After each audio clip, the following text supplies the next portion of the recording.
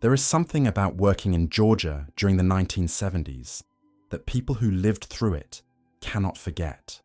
The long summer days when the humidity made your clothes stick to your skin before 9 in the morning. The sound of machinery humming in textile mills that seemed to run around the clock. The sense that Georgia was caught between its rural past and an industrial future that nobody could quite predict. And if someone worked there then, they know exactly what made that decade so different from the corporate, air-conditioned Georgia that would come later. This was a time when Georgia was transforming from an agricultural state to something more complex. When Atlanta was growing rapidly but still felt like a southern city, not yet the international hub it would become. When small towns across the state were watching their young people leave for opportunities in bigger cities. When factories were opening and closing with surprising frequency. This was the decade when the old ways of doing business were changing. But the state still felt rooted in traditions when you could walk into most workplaces and know everyone by name. When handshake deals still mattered. When the pace of work followed rhythms that had been established for generations. Let us walk through what working life actually felt like in the Peach State during that unforgettable decade. Some of this might bring back memories. Some of it might explain why people remember the 1970s in Georgia as the last time work felt personal. Working in Georgia in the 1970s meant experiencing a state in transition. The economy was shifting away from agriculture, but farming was still a major part of life.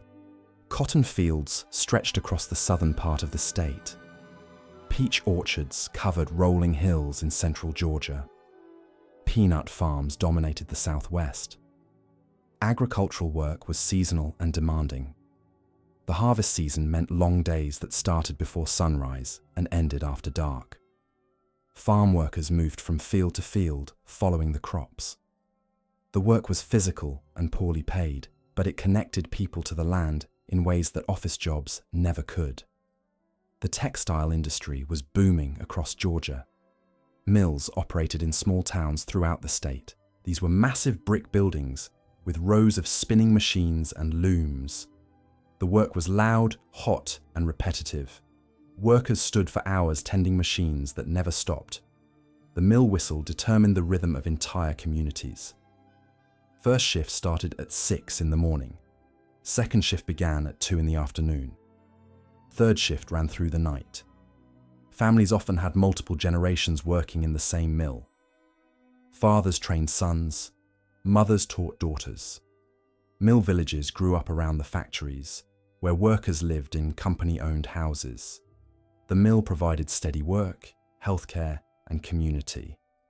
But the work was hard on bodies and minds. The cotton dust caused breathing problems. The noise was constant and deafening. Atlanta was becoming the economic center of the South. The city was growing rapidly as businesses moved their regional headquarters there. The airport was expanding. Hotels and office buildings were going up downtown. Construction work was plentiful.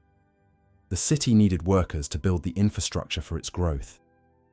Union jobs in construction paid well by Georgia standards. Electricians, plumbers, and ironworkers could make middle-class livings. The work was physical and sometimes dangerous, but it offered good wages and benefits. Construction crews started early to beat the heat.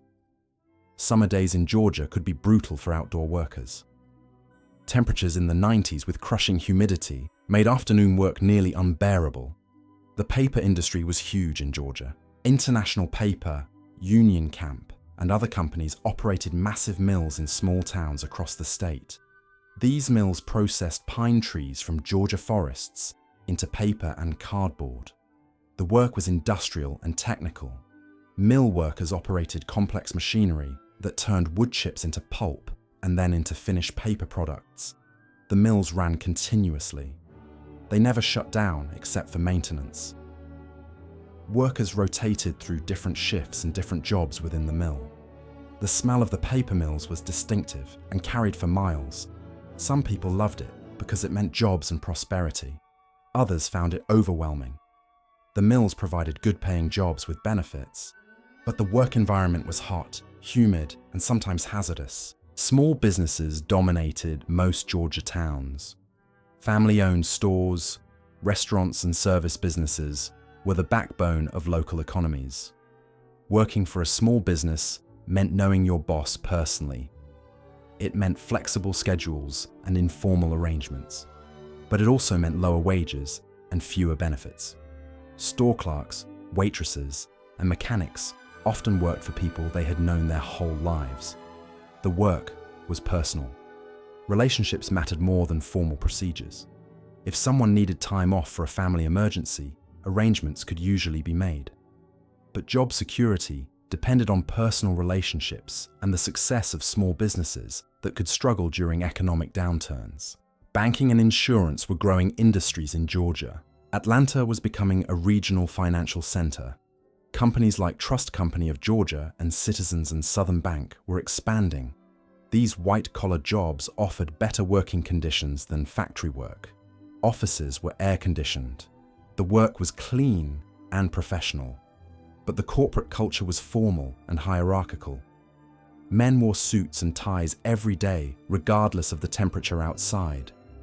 Women wore dresses and were often limited to secretarial and clerical positions. The workday was structured around traditional business hours.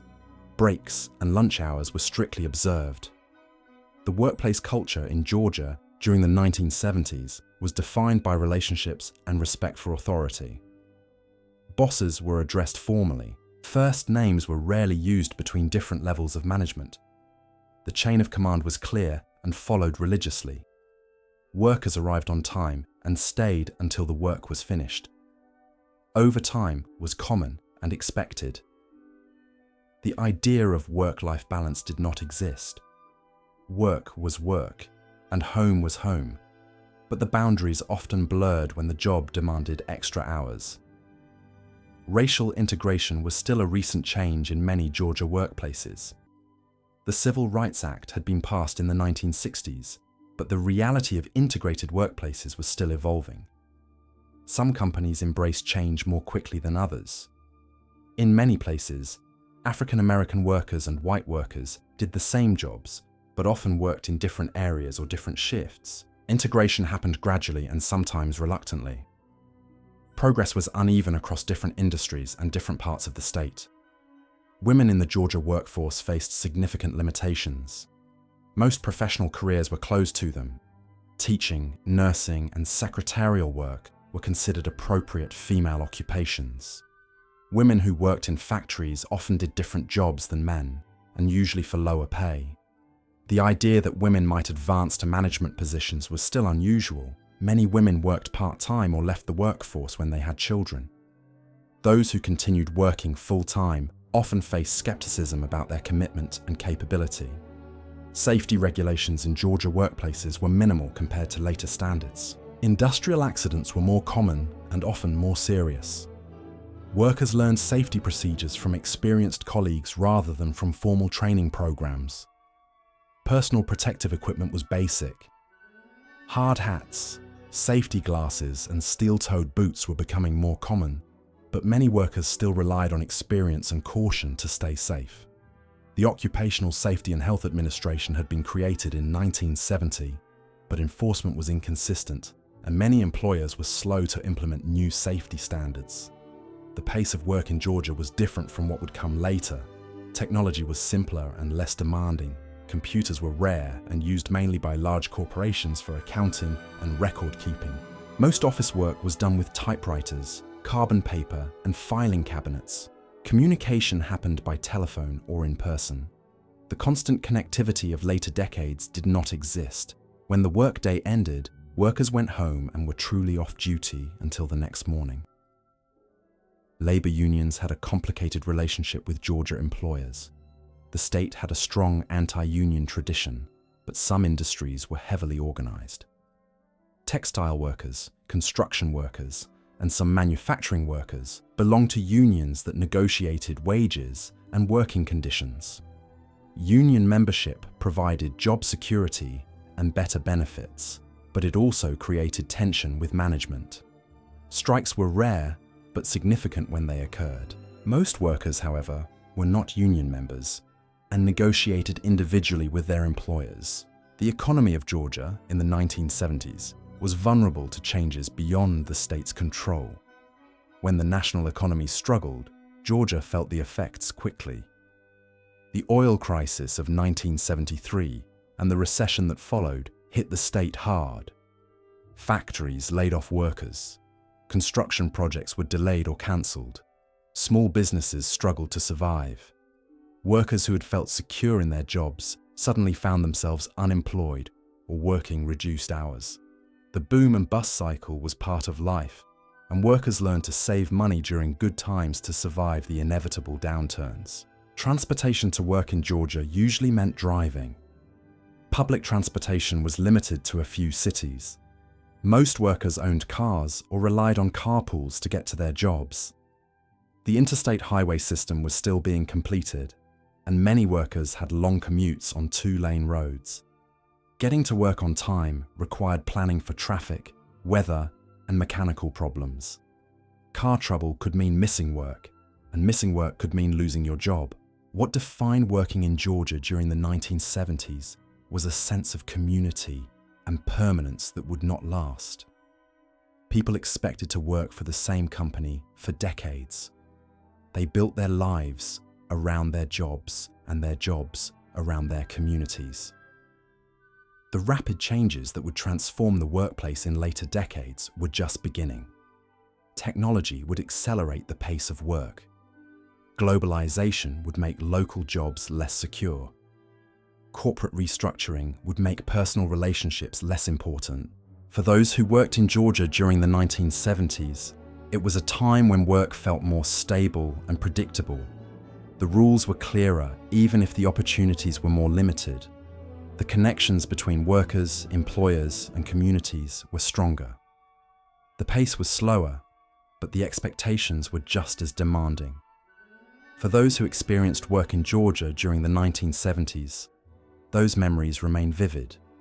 The heat that never seemed to break, the relationships that mattered more than procedures, the feeling that your job was part of something bigger than just a paycheck.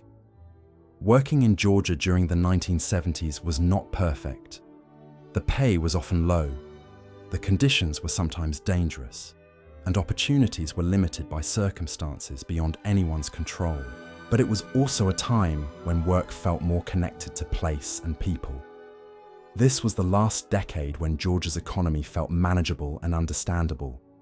Before global competition changed everything, before technology transformed every workplace, before corporate restructuring made job security a thing of the past. The Georgia of the 1970s was between its agricultural heritage and its modern future. Workers could still see how their labor connected to the final product. They knew their bosses and their co-workers in ways that would become impossible as companies grew larger and more impersonal. For those who remember clocking in at the textile mill, building Atlanta's skyline, or running the family store, there was something about working in Georgia during that decade that felt more human. The work was hard, but it was also personal. The future was uncertain, but it was also hopeful. And every summer morning when the humidity hit before 9 o'clock, you knew you were part of something that was changing, but had not yet disappeared. For those with memories of working life during that remarkable decade in the Peach State, there is always more history to explore.